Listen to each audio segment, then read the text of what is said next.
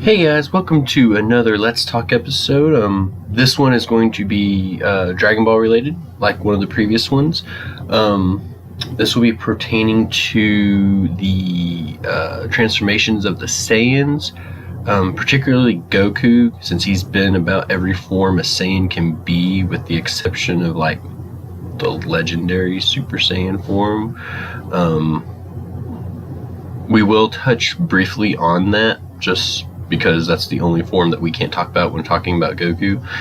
And we'll talk about how he achieved this form and theories about how certain forms came to be, certain requirements that were met, and things like that. So let's start with the first form, and we're talking about Dragon Ball, the series as a whole, Dragon Ball, Z, GT, and Super. And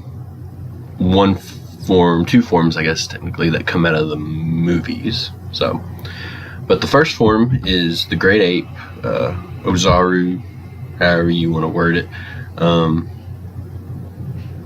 Saiyans achieve this by absorbing Lutz waves that are some kind of energy that is projected off the moon when it's hit with light. And you have to have your tail. A Saiyan has to have their tail in order to achieve this transformation. I think Goku has turned into one twice.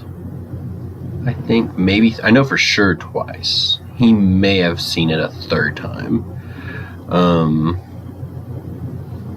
Through training, you can have control over your son, but usually when you turn to a giant ape, you lose your senses, and when you come to, you don't really remember it.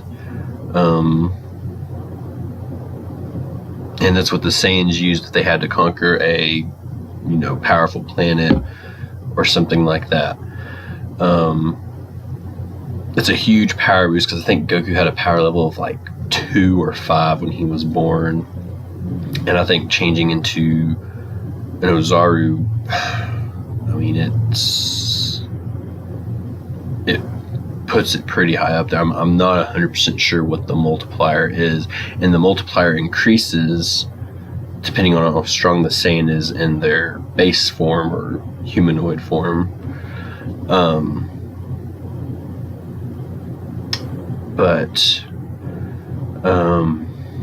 Next up that Goku achieved, I don't want to say this is a form, but it deserves to be mentioned, especially as we get further down the line, and that is when he learned the Kaioken technique. So that's not a transformation per se, but it's because it's not something he really sustains like a transformation, but it does a lot of things that the transformation does. Increase speed, strength. He's surrounded by a different colored aura, in this case red.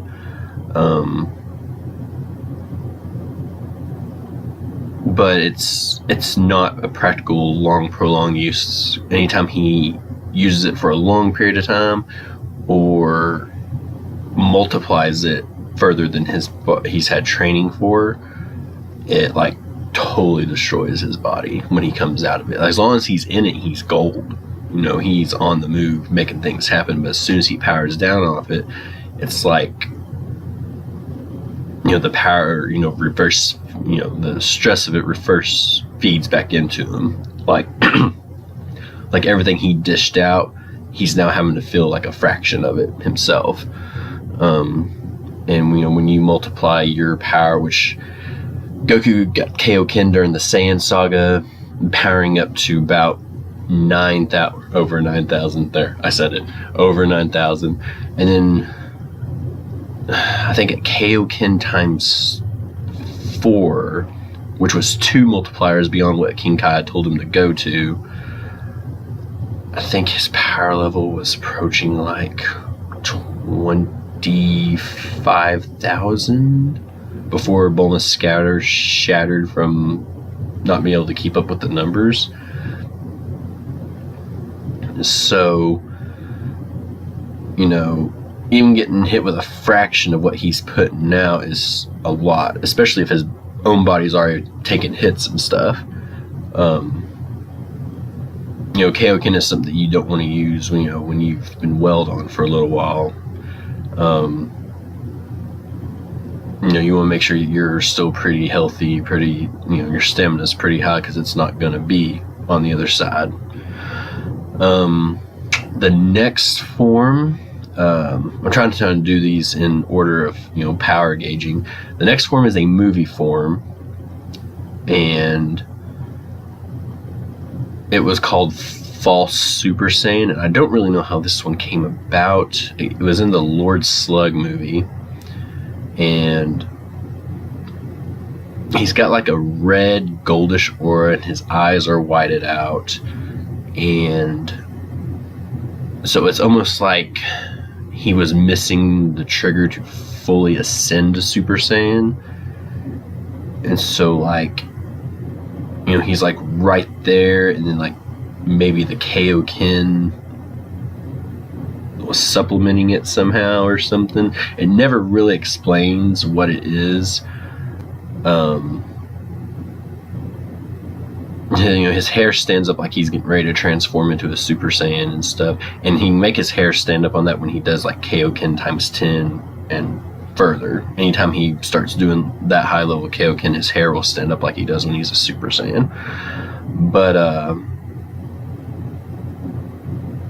that form, it's not canon. We never see it in the mangas or the mainline animes. It was the one-time thing in that one movie. But it is worth knowing because that was a transformation. He sustained it for quite a bit of time. And then that brings us to the first Super Saiyan transformation, the base Super Saiyan, where it all started. Everyone knows how the story goes. Frieza blew up Krillin. Goku lost himself in a rage. Boom, Super Saiyan.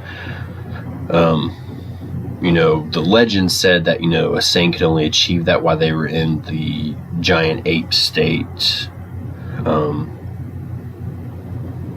And of course, if they had their tail, that there could have been something to that. But by now, both Goku and Vegeta, and I think even Gohan, no longer have their tails. It never says if Trunks and Goten are born with them, and they just got them removed prematurely because they know what happens if you don't. We see the Golden Ape form, which I guess in itself is its own form. We'll touch on that here in just a moment then. But using Kaioken as a reference, the base form of Kaioken, without any multiplier, takes the fighter's base strength and doubles it. So his base speed, strength, it's automatically doubled, and then the multipliers increase it by that much times that. So saying Goku was at 9,000, then his first level Kaioken, it's like the math says that it could take him up to like 18,000, and then some times 2 should take him up to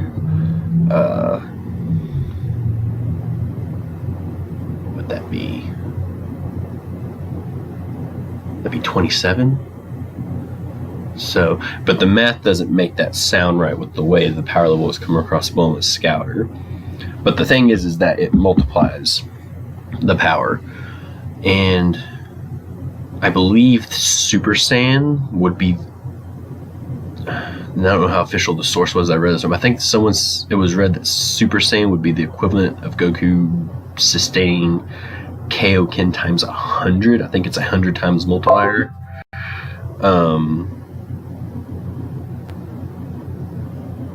And when all the Saiyans first unlocked it, with the exception of Goten and Trunks, they seemed to just master it without any negative effects right off the bat. It's just as bad as Kaioken, not in the sense that it's racking their body, but it's like guzzling energy, quicker than the body can sustain it. But through training, they're able to perform or transform into what's called a mastered or full-powered Super Saiyan, and we'll talk about that in a second too. But here at Super Saiyan, we need to, before we get into some more Super Saiyan levels of the regular transformation, we need to talk about Legendary and the Golden Ape. Legendary Super Saiyan, especially with the new Broly movie that came out, it explained this a lot better.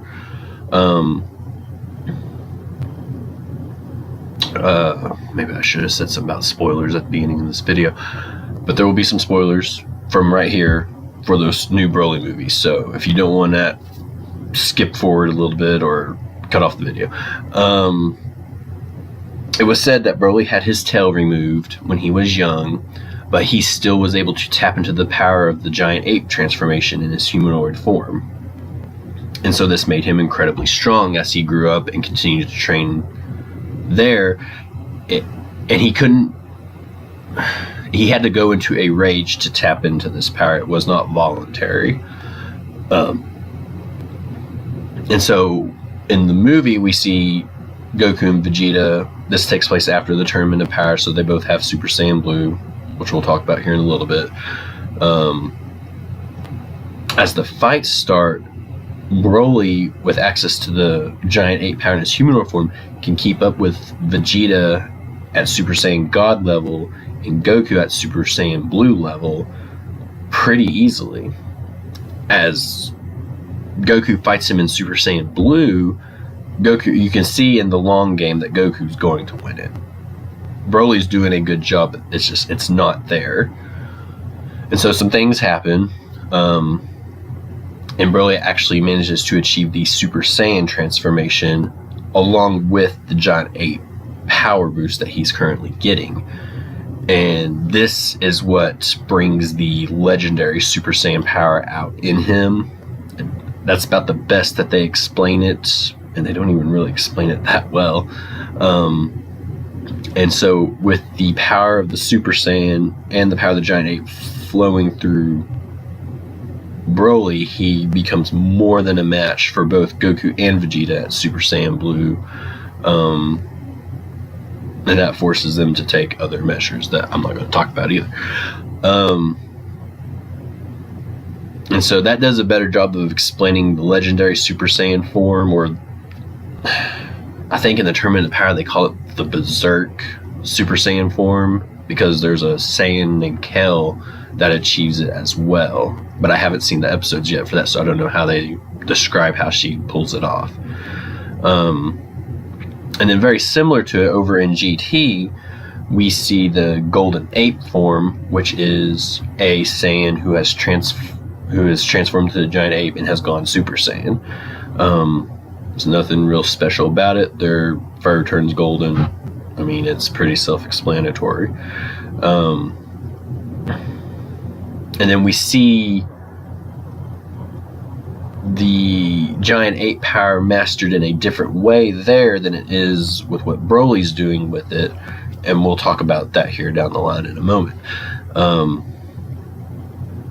those are kind of like, two little sub things off of Super Saiyan. I guess we can go ahead and talk about Super Saiyan 4, because it's called Super Saiyan 4, but based on the powers that's used to make it, it's actually below Super Saiyan 2, because it's the giant ape and Super Saiyan form mashed together and fleshed out in humanoid form. Which, both in Broly's case and in the case of Super Saiyan 4, obviously a Super Saiyan, a Saiyan who has gone super using the power of the giant ape is like stupid strong. It's just like two different variations of what happens. Maybe it's, tail, because Super Saiyan 4 has the Saiyan tail. Maybe that's part of the transformation. If the tail wasn't there, maybe you get to go to the Berserker level instead of Super Saiyan 4. And so those, you got Super Saiyan, and then you have the legendary Super Saiyan, the Golden Ape, and then Super Saiyan 4 are all kind of offshoots of the Super Saiyan level. And then back with Super Saiyan, there's these forms that exist between Super Saiyan and Super Saiyan 2. One's called Ascended Saiyan. Both Vegeta, Goku, and Trunks all hit this level. Vegeta's really the only one that uses it extensively, and Trunks too, I guess, to a degree. Goku transforms into it, but it was more to show Gohan the flaws of it. But it offered increased strength and speed. There wasn't any really downside to it on the physical level, but it drank energy quicker than the base Super Saiyan form. And you were basically pushing more energy out of your body to give you a stronger power boost. But it worked for what it was. Vegeta ran the floor on semi-perfect Cell. There was not even a contest. Whereas before, even imperfect Cell was more than a match for the base Super Saiyan form. And so even after absorbing one android, this bit of training that the Saiyans did put them way over past semi-perfect Cell. And then another level there in the middle is... there's several names for that. I call it Ultra Super Saiyan. Some people have called it Hyper Super Saiyan, Turbo Super Saiyan, but only Trunks and Goku achieve this form. Once again, Goku's just doing it to show Gohan the flaws of it. Trunks actually uses it in combat against Cell. And strength-wise, I believe it's on par with Super Saiyan 2. But not only is it now guzzling energy, there's been a speed reduction, and a pretty big one, because the fighter is now really bulky, can't move around as fast. And Cell toys with Trunks, and tells him why this form's bad, and, basically tells him what Goku tells Gohan, but in a really negative way. And then finally we see Goku and Gohan achieve what's called the fully mastered Super Saiyan form. And what this is they can be Super Saiyans with no hit to their energy supply. They can walk around transformed just as easily as if they were in their base form. There's no negative effects to it. I think as long as they're not in any kind of combat, they're not expelling any energy. While they're walking around like this, their strength and speed and stuff have been enhanced, but not to the point where if they were in what I would call combat mode. And it's in combat mode at what point is when they start consuming the energy. But even then, it's at a very slow rate, as opposed to before they mastered the form. And this is the form that Goku starts off fighting Cell with, and what Gohan starts off fighting Cell with. And Goku takes the Super Saiyan form to its limit without having to go to the ascended form that Vegeta was using at the time. And could he have beaten Cell? That's a big debate. Had he stuck around without tossing the match to Gohan, could he have beat Cell? I think experience would have been in his favor, and he would have pulled it off somehow, but it would have been a grind.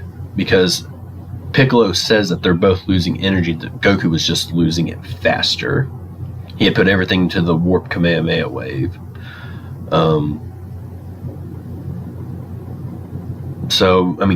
I think Goku could have pulled it off, but he wouldn't have been able to drag the fight out. He would have had to have made a choice. But then now we get to Super Saiyan 2, which was debuted in Gohan, which initially I think was meant to be a special form just for him. It was just to bring, show Gohan's latent abilities that we've seen throughout the series to this point. You make him mad, he could even put Final Form Frieza down for a moment. Eventually, I think it became not the case. Goku and Vegeta both hit Super Saiyan 2. The younger boys separated didn't. But given the next form we'll talk about that they did achieve, I'm going to assume that their fused form Gotenks did hit Super Saiyan 2. It's just kind of one of those things. But you got a massive power and speed boost, but you are forfeiting the benefit of the energy saving feature that the mastered Super Saiyan form presented. You are now guzzling energy just like you did when you originally hit Super Saiyan, even more so. But the power and speed increase, the power increases as much as the Ultra Super Saiyan form that Trunks used, along with a speed boost on top of it, as opposed to losing speed. Trunks even says in the episode he gained strength without losing speed. And in this form, Gohan completely destroys Perfect Cell. There is no chance. He toys with it. Gohan becomes pure Saiyan for several episodes, acting more like Vegeta than Goku. But eventually, from some of the stuff I've seen in Super, I don't know about Vegeta, but I know Goku appears to have achieved a mastered Super Saiyan 2 form to where he can be in that, and it's not really an issue for him on the energy level. Because he seems to be able to slide from 1 to 2 just without any kind of power up or anything. And so the next form we get into is Super Saiyan 3. Mechanically, I believe, has only been achieved by 2 characters, Goku and Gotenks. And one of the things that sparked me wanting to talk about this was one of them, is that something unique to Goku and Gotenks was Goku achieved Super Saiyan 3 while he was in Otherworld, or the Spirit World. Goten and Trunks, while fused as Gotenks, achieved Super Saiyan 3 while they were training in the Hyperbolic Time Chamber, which is also known as the Room of Time and Spirit. And so it led me to think of this hypothesis, this theory, that there's some kind of spirit energy involved with the Super Saiyan 3 transformation, because that's one of the common factors between Gotenks and Goku in achieving Super Saiyan 3. Goku was in the spirit world, and Gotenks was in the Room of Time and Spirit. So, I mean, there's no evidence of this whatsoever anywhere. But it was just something that kind of stuck out to me. It would explain, why Vegeta hasn't hit Super Saiyan 3, because when he died, he wasn't allowed to keep his body, wasn't allowed to train, unlike Goku, who was.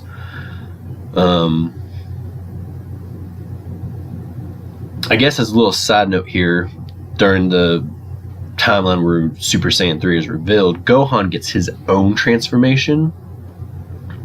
And some things, different games and media call it Ultimate Gohan. Some call it Mystic Gohan.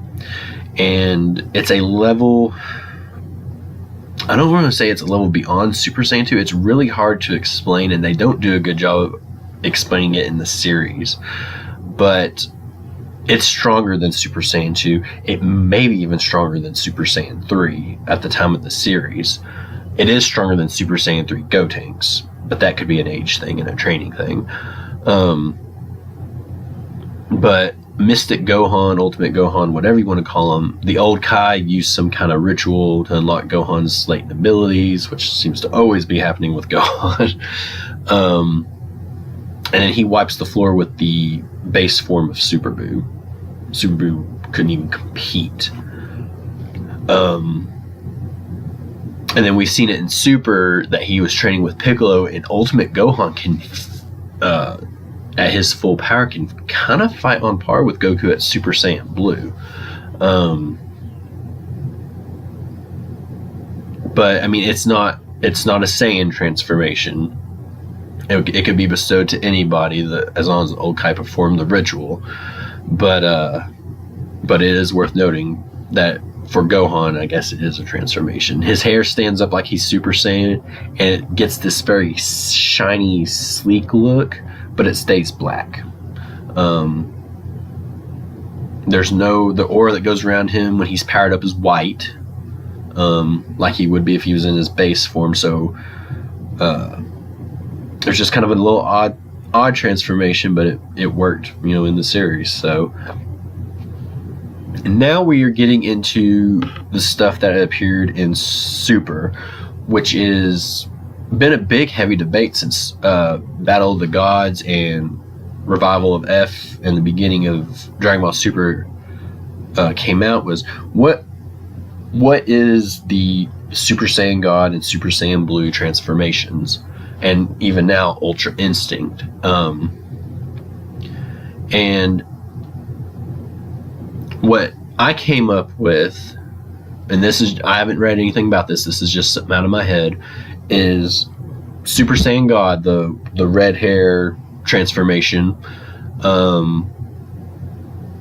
It is a transformation in itself, from going from mortal energy to divine energy.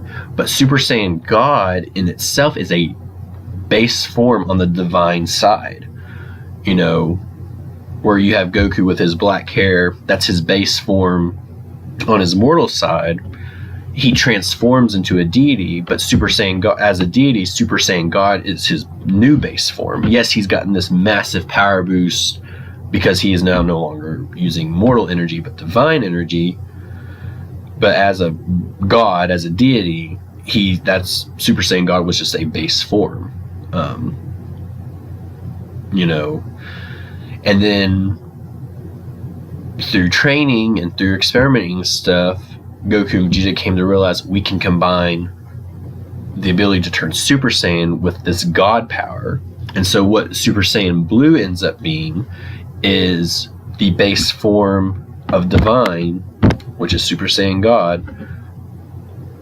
It's just basically Super Saiyan God going Super Saiyan, which is what everyone has said. But I mean, the thing here is that Super Saiyan God is a divine base form for Goku and Vegeta. So when they go Super Saiyan Blue, it's just like them going Super Saiyan in their regular forms. Because even when they first attain Blue, it has the same negative effects that Super Saiyan did when they first got it. It was energy draining. It was a form that like any of the other forms, it was a form they had to work to master, to use for long periods of time. And then also for Goku, we see him bring Kaioken back because of the way Super Saiyan Blue works with the divine energy. Kaioken does not rack his body as hard unless he uses it for prolonged periods of time and like multiplies it way the heck out there. Like the first time we see it, he takes it to the ×10 and he pulls an energy muscle, I believe is what King Kai worded it as. Messes with his ability to fly, to track energy, to use instant transmission. But through training, Kaioken almost becomes another transformation for Goku using Super Saiyan Blue. We see him use it just almost on the fly, especially during the Tournament of Power. He'll throw just base Kaioken on the Super Saiyan Blue like it's nothing. Of course, I mean, when you're multiplying divine Super Saiyan energy, base Kaioken probably gets you pretty far. But, and then and he refers to the Kaioken as his limit breaker. You know, it takes him beyond what he's capable of until Ultra Instinct comes. In the Tournament of Power, towards the end of it, we see Vegeta introduce kind of his own limit breaker. And what it reminds me of is the Ascended Super Saiyan form. It's almost like Vegeta is still continuing to apply the Super Saiyan mechanics to the divine energy. So you have the base divine form, which is Super Saiyan God. Then you have Super Saiyan Blue. And then Vegeta is it almost like he's trying to get to Super Saiyan Blue 2 almost, and he hasn't quite got it there yet. And so he's settling for the Ascended Super Saiyan form mixed with the divine energy, because the form, when he uses it, when he powers up, his physique and stuff looks a lot like he did as an Ascended Super Saiyan. He's bulkier, his hair becomes a little more, it becomes different. I don't really know how to describe it. I'm trying to think about what they call it. They have a name for it that it hasn't been dubbed in English yet that I've seen, but I can't think of what the name is for it. I think I see one thing that was called Royal Super Saiyan Blue, or Super Saiyan Royal Blue, or something to that effect. But it reminded me that, okay, he's now in the Ascended Super Saiyan form along with the Divine Energy now. Because by the tournament of power, both Goku and Vegeta have mastered Super Saiyan Blue. So now Vegeta's got his Ascended Super Saiyan Blue. That's what I'm just gonna call it for now, Ascended Super Saiyan Blue. And then Goku has Super Saiyan Blue amplified by Kaioken. Okay. Now, Ultra Instinct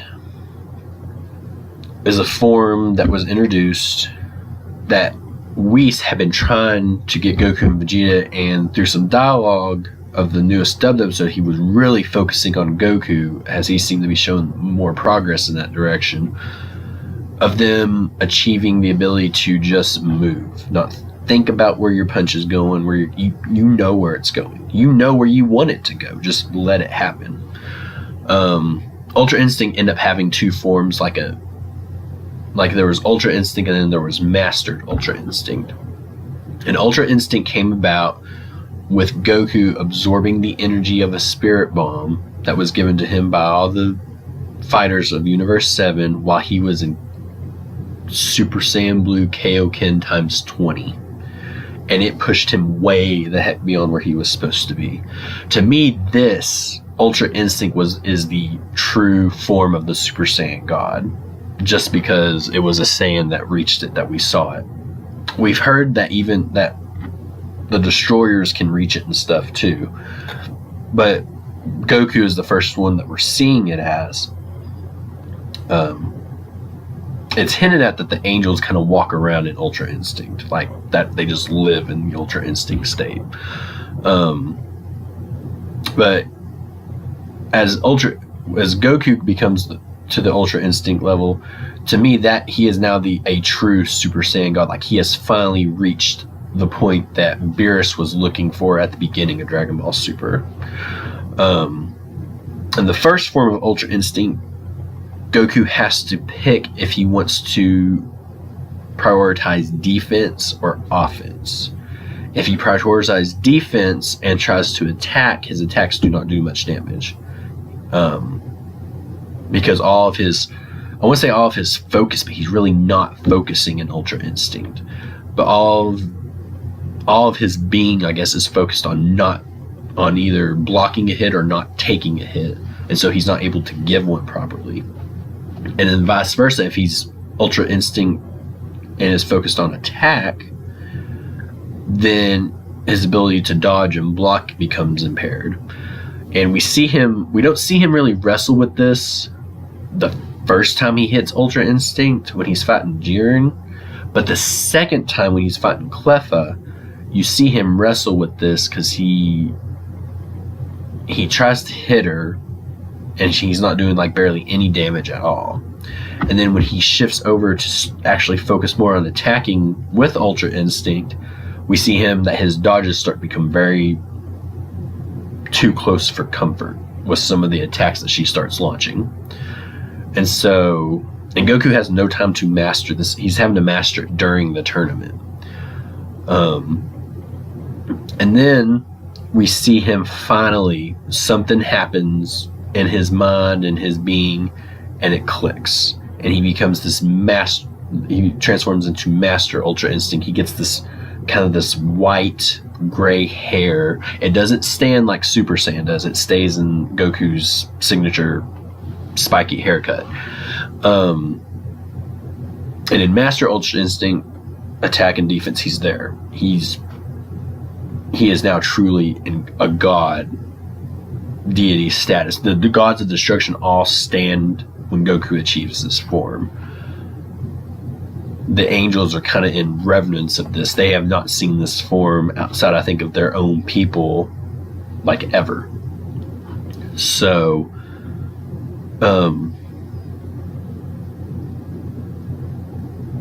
but in this form, in Goku, I mean, Jiren still puts up a good fight. I can't wait to get more of Jiren's story in the English dub, because I've watched the Japanese and the subtitles and stuff, but sometimes things don't click until I hear the English dub. But I can't wait to find out what made Jiren so strong that he could still fight Goku on par and master Ultra Instinct. But like with any new form, this form taxes Goku. And I mean, he gets no warning when the timer runs out at all. Like, it just happens. And even Jiren is kind of like, this sucks. This is not how I wanted this fight to end. But that brings us kind of to the end of the transformations. I'm still waiting. I know for sure we got one more volume of Super. We may have two. I don't know if it's going to pace out to be 8 volumes or 9. But, I can't wait to see this form truly in action. But my personal favorite form of all of them that I've seen, I really like Super Saiyan Blue. There's something about it. Prior to Super Saiyan Blue, I really liked Super Saiyan 3 because it was just so different from everything else we had seen. But that is all I have for this topic of our Let's Talk. If y'all have any topics you would like to hear me talk about, like I said, it has to be something that I have a fair amount of knowledge about. But you can leave it in the comments or whatever, and we'll see what happens. But we will catch y'all at the next one. Thank y'all for watching. Bye.